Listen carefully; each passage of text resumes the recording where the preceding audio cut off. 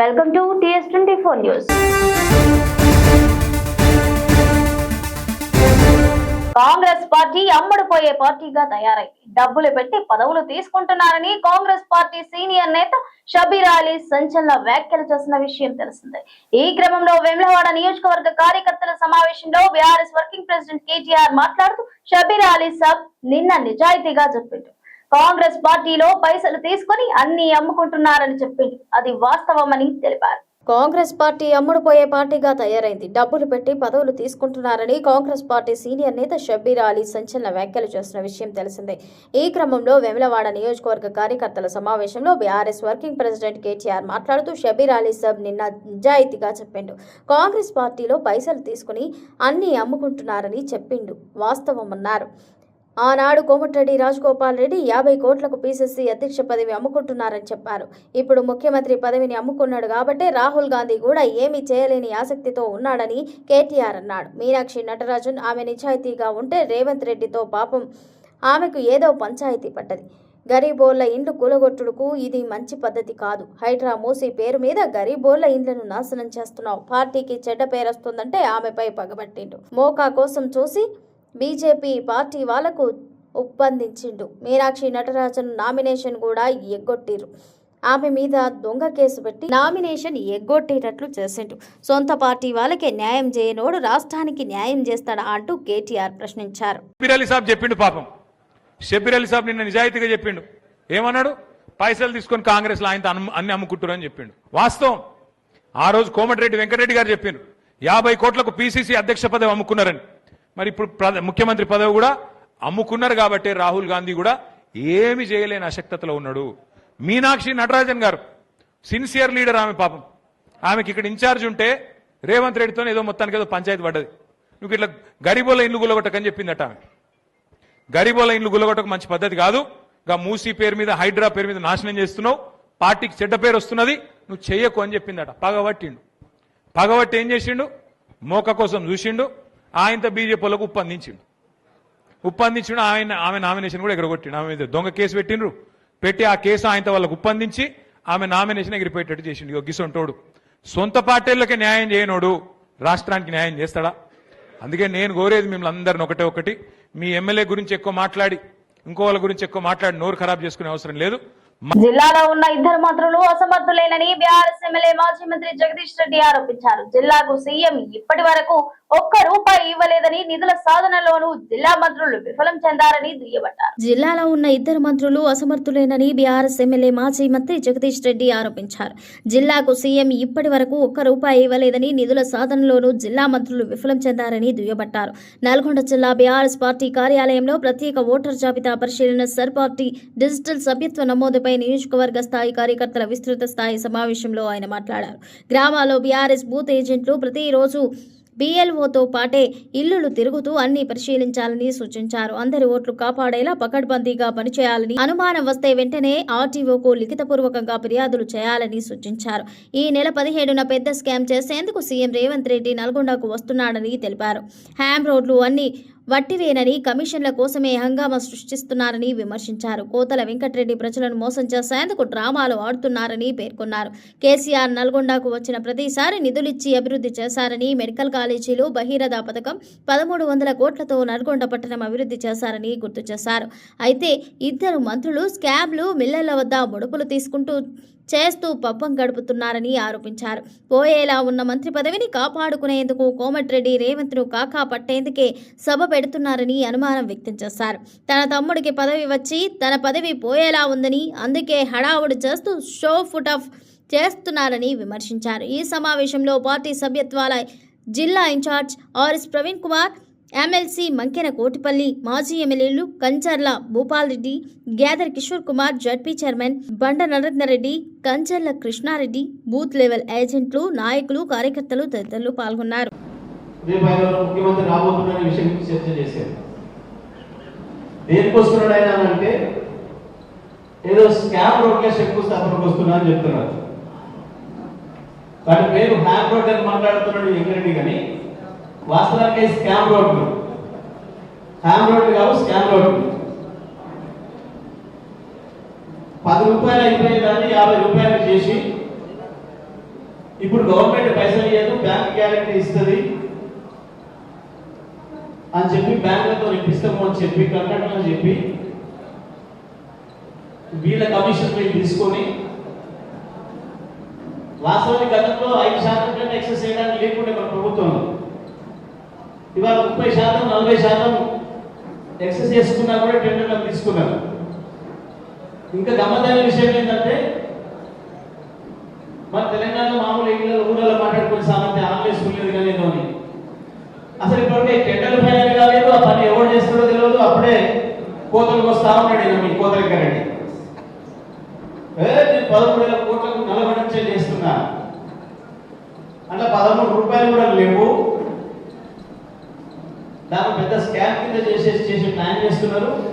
ఆ రోడ్డు టెండర్లు నిలవడమే కావు, ప్రజల్ని మోసం చేయడం కొరకు డ్రామాలు తప్ప.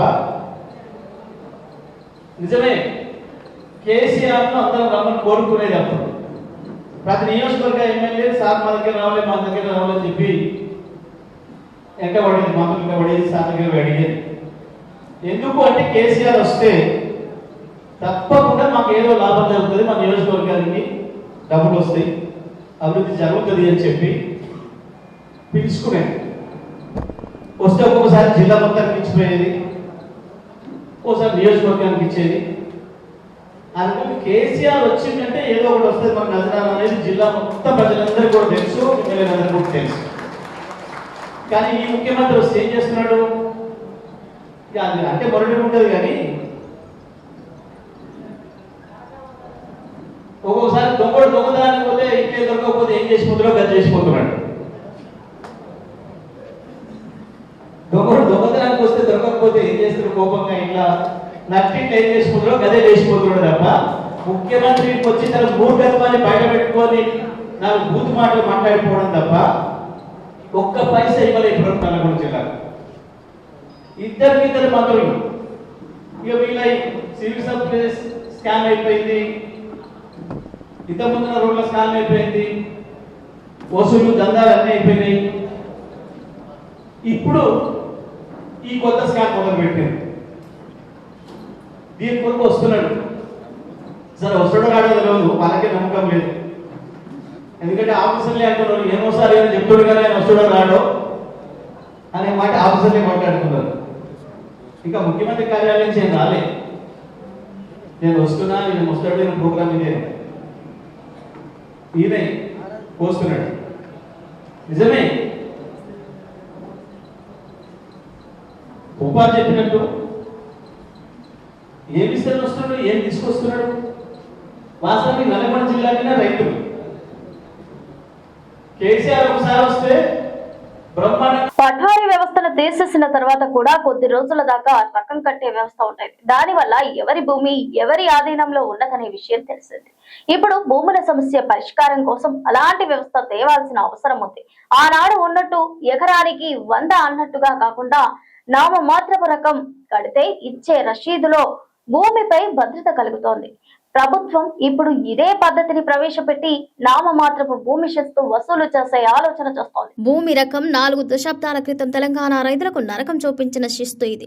ఆరుగాలం కష్టపడి పంట పండించిన అందరికీ అన్నం పెట్టే అన్నదాతల పాలిట శాపమై పీడించింది. వ్యవసాయం చేసుకుని బతికే రైతులు పంట పండించుకునేందుకు కూడా నాటి పాలకులకు పన్ను చెల్లించాల్సి వచ్చేది. ఒకవేళ శిస్తు కట్టకుంటే రైతుల ఇంటి దర్వాజాలు, ఇతర వ్యవసాయ పనిముట్లు, చివరికి ఎడ్ల పండ్లను కూడా అధికారులు గుంజుకెళ్లిన ఉదంతాలున్నాయి. పన్ను కట్టలేక రైతులు పడుతున్న ఇబ్బందులను చూసి దేవుడిచ్చిన భూమికి శిస్తు ఎలా అంటూ తాను అధికారంలోకి వచ్చిన కొద్ది రోజుల్లోనే భూమి శిస్తును నాటి ఉమ్మడి ఆంధ్రప్రదేశ్ ముఖ్యమంత్రి ఎన్టీ రామారావు రద్దు చేశారు. ఫ్యూడల్ విధానానికి ప్రతీకగా ఉన్న ఆనాటి గ్రామాధికార వ్యవస్థలో ఉన్న పటేల్ పట్వారీల వ్యవస్థను ఒక్క కలంపోటుతో 1984 జనవరి 6న రద్దు చేస్తున్న సంగతి విదితమే. రైతులకు గూదిబండలా మారిన అధికారుల వేధింపులకు పరాకాష్ఠగా మారిన తీరును చూసి చలించిన ఎన్టీఆర్ తెలుగు రైతుల గుండెల్లో సుస్థిర స్థానం సంపాదించుకున్నారు. నాడు ఎన్టీఆర్ రద్దు చేసిన భూమి శిస్తు కాంగ్రెస్ ప్రభుత్వం మళ్లీ తెరపైకి తెస్తోంది. రైతుల నుంచి శిస్తు వసూలు చేసేందుకు సర్కార్ కసరత్తు చేస్తున్నట్టు స్వయంగా రెవెన్యూ శాఖ మంత్రి పొంగులేటి శ్రీనివాసరెడ్డి ఇటీవల ఖమ్మం పర్యటనలో బయటపెట్టడం రైతుల గుండెల్లో గుబులు రేపుతోంది. అప్పట్లో రైతులు సాగు చేసుకుంటున్న భూములను తరి కుష్కి భూములుగా విభజించి ఒక్కో భూమికి ఒక్కో రకంగా రకం వసూలు చేసేవారు. ఆ విధానంపై అప్పట్లో తీవ్ర వ్యతిరేకత ఎదురైంది. కమ్యూనిస్టు పార్టీలు సహా ప్రధాన రాజకీయ పార్టీలన్నీ గ్రామస్థాయిలో పట్వారీల అరాచకాలపై నిరసన గళాలు వినిపించాయి. 4 దశాబ్దాల తర్వాత రాష్ట్రంలోని కాంగ్రెస్ ప్రభుత్వం మళ్లీ రకం వసూలు చేసేందుకు ప్రయత్నాలు ప్రారంభించింది. ఇటీవల రైతుల నుంచి రకం వసూలు చేయాలన్న యోచనలో ప్రభుత్వం ఉన్నట్టు వెల్లడించడంతో మళ్లీ పాత రోజులు రానున్నాయా అనే భయం రైతుల్లో వ్యక్తమవుతోంది. 6 కాలం శ్రమించినా అప్పట్లో పండిన పంటకు సరైన దిగుబడి రాక, దిగుబడి వచ్చిన పంటకు గిట్టుబాటు ధర లేక రైతులు నరక యాతన అనుభవించిన సందర్భంలోనూ ప్రభుత్వానికి క్రమం తప్పకుండా భూమి శిస్తు చెల్లించాల్సిన పరిస్థితి ఉండేది. 2 సంవత్సరాలు అంతకు మించి భూమి శిస్తు చెల్లించని రైతులపై ఆనాటి ప్రభుత్వంలోని రెవెన్యూ అధికారులు, సిబ్బంది దౌర్జన్యం చేసేవారు.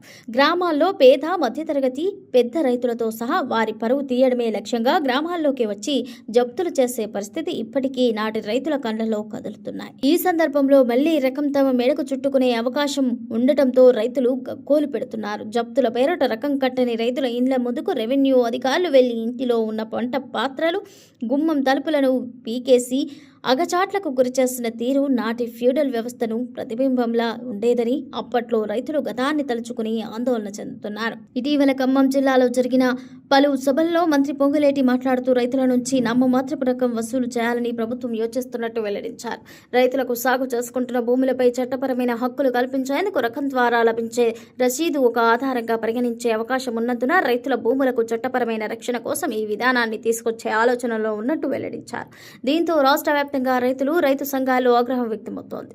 రైతులకు భూపరంగా చట్టబద్ధమైన హక్కులు కల్పించేందుకు ప్రభుత్వం చేస్తున్న ఈ ప్రయత్నంలో అనేక ఇబ్బందులు తలెత్తే ప్రమాదం ఉందని వారిలో ఆందోళన వ్యక్తమవుతోంది. పట్టాదారు పాసు పుస్తకాల్లో భూ విస్తీర్ణం కలిగి ఉండి భూమి తమ అధీనంలో లేని రైతులకు రకం ఏ విధంగా వర్తింపజేస్తారనేది అంతు చిక్కని ప్రశ్నగా మారింది. తెలంగాణలోని ప్రభుత్వ పాఠశాలలు, జూనియర్ కళాశాలల్లో విద్యార్థులకు ఉచిత బ్రేక్ఫాస్ట్ అందించే ప్రతిష్టాత్మక పథకానికి జూన్ 15న ప్రభుత్వం శ్రీకారం చుట్టనుంది. తొలి విడతగా 1302 విద్యా సంస్థల్లో 1,44,610 మంది విద్యార్థులకు వారంలో 6 రోజులు పౌష్టికాహారం అందజేస్తారు.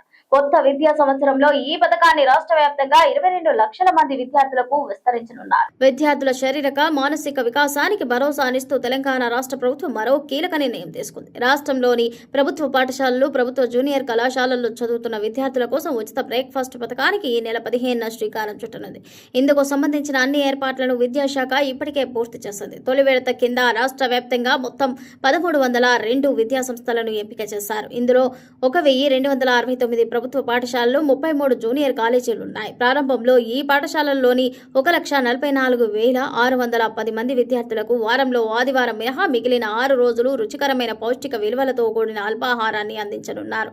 ఈ అల్పాహార పథకాన్ని శాస్త్రీయంగా, పరిశుభ్రమైన వాతావరణంలో అమలు చేయడానికి ప్రభుత్వం సెంట్రలైజ్డ్ కిచెన్ల విధానాన్ని ఎంచుకుంది. కొత్త విద్యా సంవత్సరంలోగా రాష్ట్రంలోని అన్ని ప్రభుత్వ విద్యా సంస్థలకు ఈ పథకాన్ని విడతల వారీగా విస్తరించనున్నారు. ఈ క్రమంలో రాష్ట్రంలోని 33 జిల్లాల్లో 39 చోట్ల మోడర్న్ కిచెన్ల నిర్మాణానికి ప్రభుత్వం 299.90 కోట్ల వ్యయంతో అంచనాలు సిద్ధం చేసింది.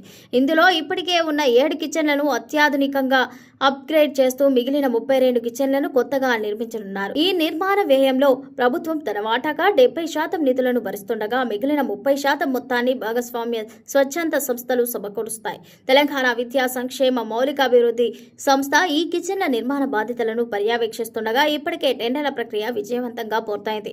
ఈ బృహత్తర పథకం పూర్తి స్థాయిలో అమల్లోకి వస్తే రాష్ట్ర వ్యాప్తంగా ప్రైమరీ తరగతుల నుంచి ఇంటర్మీడియట్ వరకు చదువుతున్న మొత్తం 22 లక్షల మంది విద్యార్థులకు ప్రయోజనం చేకూరనుంది. ఇందుకోసం ప్రభుత్వం ఏటా 720 కోట్లు ఖర్చు చేయనుంది. ఇందులో అల్పాహారానికి 540 కోట్లు, విద్యార్థులకు పాలు అందించేందుకు 180 కోట్లు కేటాయించారు. ఇది ఇవాల్టి బులెటిన్. మరో బులెటిన్ తో మళ్ళీ కలుద్దాం. Stay tune TS24 news.